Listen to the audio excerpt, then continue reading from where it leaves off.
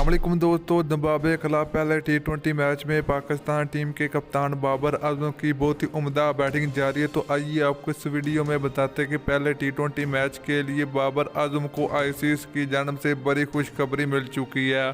तो मुकम्मल तफसील आप लोगों को इस वीडियो में बताएंगे। तो प्यारे से भाइयों, अगर आप चैनल पर फर्स्ट टाइम है तो बराए मेहरबानी बिल्कुल फ्री में चैनल को सब्सक्राइब कर दें और साथ लगी बेल आइकन जरूर प्रेस कर दें। चलिए दोस्तों, बगैर की आपका कीमती वक्त ज़ाया किए आपको बताते चलें कि पाकिस्तान और जिम्बाब्वे के दरमियान पहला टी20 मैच खेला जा रहा है, जिसमें पाकिस्तान टीम को 158 रन का टारगेट दिया गया है।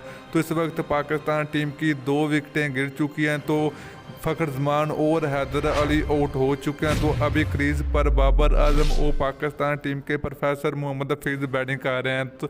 तो दोस्तों, बाबर आजम की पहले टी20 मैच में अपने 50 रन बनाने में कामयाब हो चुके हैं। तो इसके साथ साथ बाबर आजम ने आईसीसी की टी20 रैंकिंग में बड़ी पोजीशन हासिल करने में कामयाब हो चुके हैं।